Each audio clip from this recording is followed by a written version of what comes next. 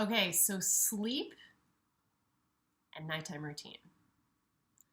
I'm actually so excited to share about this because I am finally getting full night's sleep most of the time now. This is super recent. So I want to acknowledge for parents, particularly if you're a single parent, that you are on call for your child 24/7. When you have a baby, you're not just on during the day or get to take breaks when you want to or get to meet all the needs that you have when you might think they need to be met. You're on call all the time. And no matter how much you love your child wholeheartedly with your whole being, and I know that you do, it can still be so challenging, in particular, to get the rest and the sleep that you need. So Vivi is almost 3.5, and just now I'm getting to where I'm able to work out a little bit. Unfortunately, not at the gym because of this COVID scare. But I'm working out at home. I'm easily able to do our food so that we're getting great nutrition, able to kind of be a lot more in flow than I used to be. So I know that it's all flow and it's all perfect and it's all life. But from the body's perspective, sometimes it is very challenging to get what we need when we need it as a parent, particularly a single parent. So I first want to acknowledge that, and that I'm really, really, like I said, just being able to start to have more of a consistency of rest and a consistency of routine for myself around sleep and nighttime routine. So I'm enjoying it. Second of all, what I want to say is that during the day, how you spend your time is important, right? You want to be in flow with your body as much as possible, in connection, and supplying your body with what it's asking for during the day. And I will use this language for Vivi too. I'll say, Mama's body's asking to move. Mama's body's saying, please, please, please go exercise. And we talk about it in that way. So we're identifying what the body needs and then how to meet those needs in a healthy way. So that goes for food, that goes for exercise, that goes for rest, all of those things, quiet time, activity, whatever. We're basically trying to stay in the flow of the body and are more or less able to do that by just paying attention to what's happening in the body, and I'm having her check in with what's happening in her body. So at night, Vivi and I have always had a nighttime routine for the most part. That's always stayed the same. Basically between 7 and 8:30, we've already had dinner. We don't do a daily bath because if you watch my last video, I think all of that hot water, particularly for Vivi on the skin, is not great. So we do a few baths a week, but for the most part, by 7 to 8:30, we've had dinner and we're ready to start to do the nighttime routine. So that includes, I get the toothbrush ready, I get the humidifiers filled, we get the PJs out, and then we start. So we start putting on the PJs, we do the teeth, and then we do generally between 1 and 5 stories, which is both of our favorite time. And then we do a little bit of rocking and go to bed. And Vivi is now going to sleep and sleeping generally throughout the night.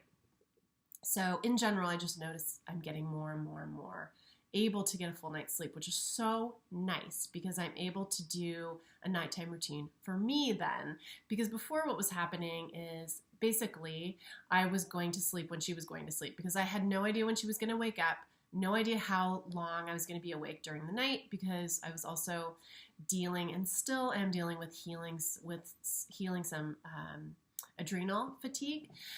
So that is its own thing, and I'm really supporting my health in every way possible and really taking full advantage of using other people's wisdom and knowledge that are specialists in that area. So that's awesome too. But one of the things that would happen would be if Vivi would wake up in the middle of the night, and usually she just needs like a word from me, or we often hold hands to go to sleep. I would hold her hand and she would go back to sleep, and she would just be awake for a few minutes, but I might be awake for the rest of the night or for several hours.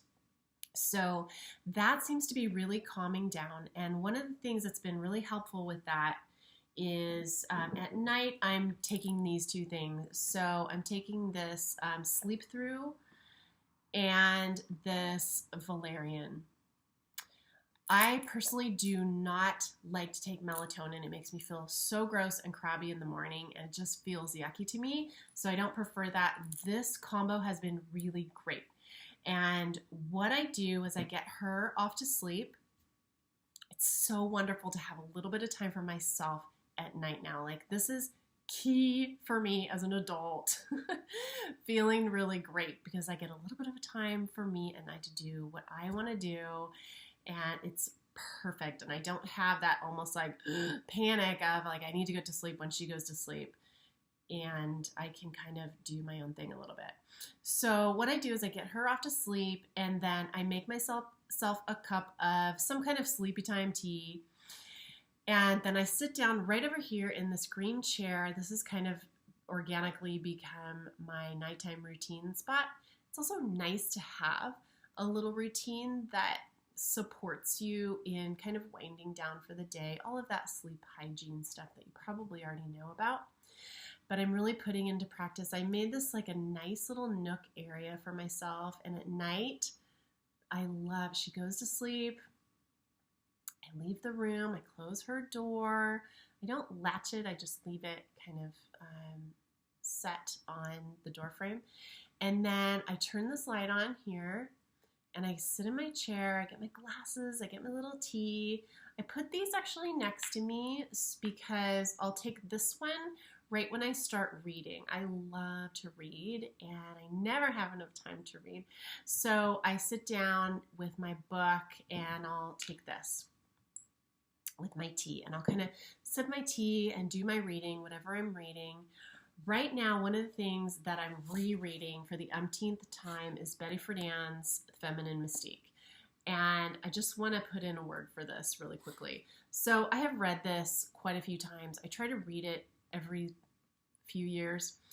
I first came across this book in, I don't remember what class it was. It was in college. It might have been like a women in film class or something like that. I think it was. I remember Marsha Brady actually came and spoke in our class. And we were reading this book. So if you're a woman, please read this book. If you're a man, please read this book. This book, I feel, is so important to being a woman and to unearth some of the controls that have been on women for a very, very, very long time. And what I see is that some of them are kind of looping back in the spiritual community as well. And these old beliefs and myths and stories that are told about who women are, who women should be, and how they should be in their lives are often used against women, and often not intentionally also, but keep them unfree and keep them in shame and thinking things should be different. So I really recommend this book, especially also if you have girls, if you have girl children. If you have boy children, I think it's just as important actually to really really shine a light on some of the historically what's happened to women and position women have been in, and the stories that they have been told about who they are, and the stories that then we internalize and tell ourselves that are not supportive for us as human beings.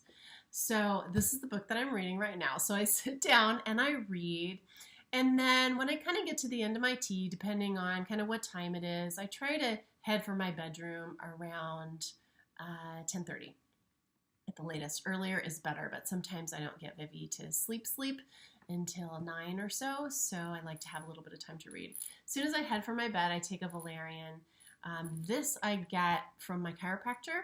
So I'm not sure if you can get MediHerb just as a general consumer or not, but it's a good one. But I have also used just from the store valerian liquid, which I also like, because when you're taking these natural meds at night or natural supplements at night, it can also be a matter of like my bladder will get full from drinking all the water I need to drink to get them down. But I have been enjoying doing the tea. So I have been doing the tea, taking those, and then I head for my bed. And then I turn my little light on next to my bed and I'm reading a book there. The book that I read in bed is always something I'm reading about expansion. So right now I'm reading Lisa Caron's book and I'm almost finished with it. And it is a wonderful book.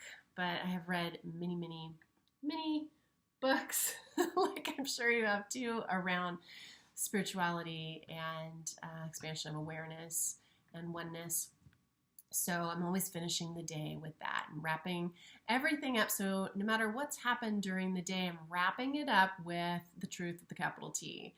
And that is a nice way to kind of reroute my brain if it's going on tangents here and there, because it will do that. The other thing I'll do at the beginning of my sitting down here, sometimes if I have stuff going on mentally, kind of racing around, I will just sit down with a journal and just kind of get it out on paper.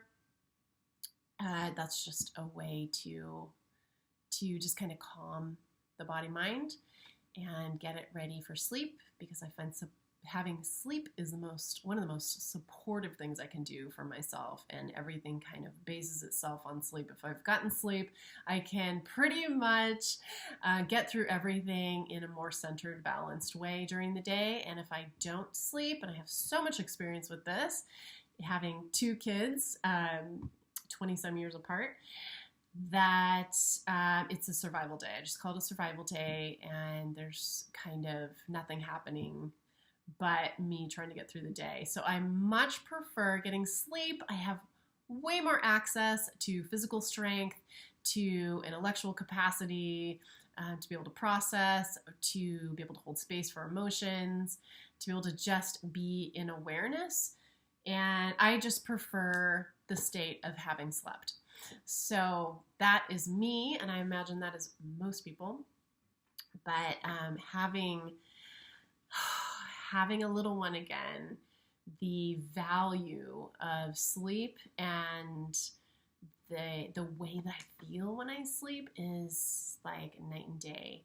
So especially if you're a parent, like, be easy on yourself. And if you have those days that you don't sleep, man, just call it a survival day and get through with the least amount of things you have to do and the least amount of pressure on yourself.